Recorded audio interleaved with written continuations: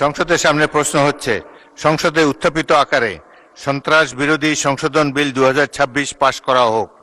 যারা এই প্রস্তাবের পক্ষে আছেন তারা হ্যাঁ বলুন, যারা এই প্রস্তাবের বিপক্ষে আছেন তারা না বলুন। আমার মনে হয় হ্যাঁ জয়যুক্ত হয়েছে, হ্যাঁ জয়যুক্ত হয়েছে, হ্যাঁ জয়যুক্ত হয়েছে। সন্ত্রাসী কার্যক্রমে জড়িত ব্যক্তি বা সত্তার কর্মকাণ্ড নিষিদ্ধ করার বিধান যুক্ত করে অন্তর্বর্তী সরকারের আমলে জারি করা সন্ত্রাস বিরোধী সংশোধনী অধ্যাদেশ অনুমোদন করেছে জাতীয় সংসদ।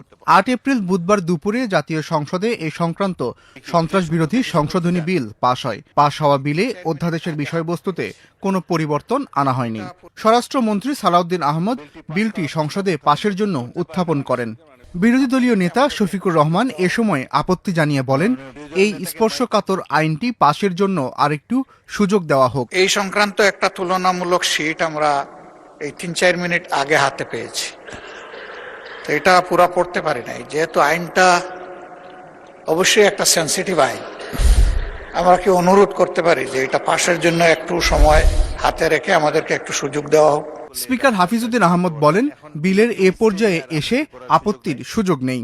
আপত্তি জানাবার জন্য একটা নির্দিষ্ট সময় আছে, সেই সময় আপত্তি করলে এটা আমরা গ্রাহ্য করতে পারতাম। এখন বিলের এই স্টেজে আর আপত্তি করার সুযোগ নেই।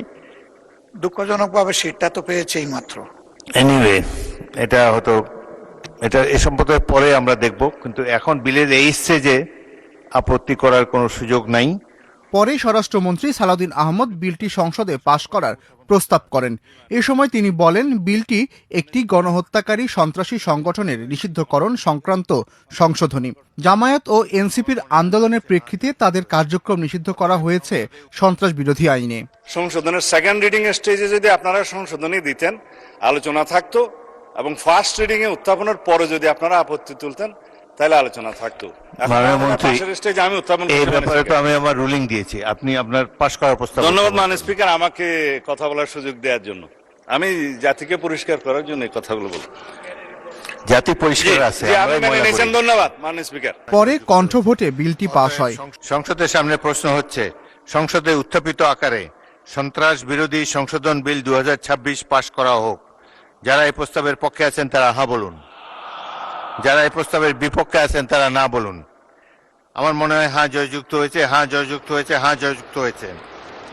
বিলে বলা হয়েছে, কোনো ব্যক্তি বা সত্তা সন্ত্রাসী কাজের সঙ্গে জড়িত থাকলে সরকার প্রজ্ঞাপন দিয়ে সত্তাকে নিষিদ্ধ ঘোষণা ও তফসিলে অন্তর্ভুক্ত করতে পারবে বা সত্তার যাবতীয় কার্যক্রম নিষিদ্ধ ঘোষণা করতে পারবে।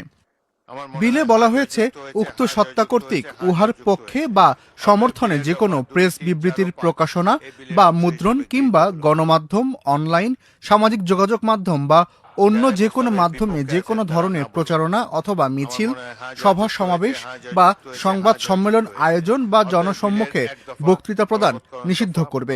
অন্তর্বর্তী সরকারের আমলে অধ্যাদেশের মাধ্যমে সন্ত্রাস বিরোধী আইনে সংশোধনী এনে আন্তর্জাতিক অপরাধ ট্রাইব্যুনালে বাংলাদেশ আওয়ামী লীগ ও তাদের নেতাদের বিচার কার্য সম্পন্ন না হওয়া পর্যন্ত দলটির যাবতীয় কার্যক্রম নিষিদ্ধ করার সিদ্ধান্ত নিয়েছিল।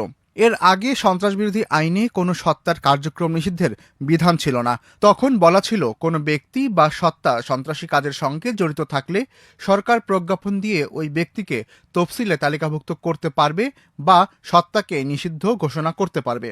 তবে অধ্যাদেশের মাধ্যমে সংশোধনী এনে সত্তার যাবতীয় কার্যক্রম নিষিদ্ধের বিধান যুক্ত করা হলো। এটিকে আইনের রূপ দিতেই বুধবার জাতীয় সংসদে বিলটি পাশ হয়। এস এস আল আরিফ।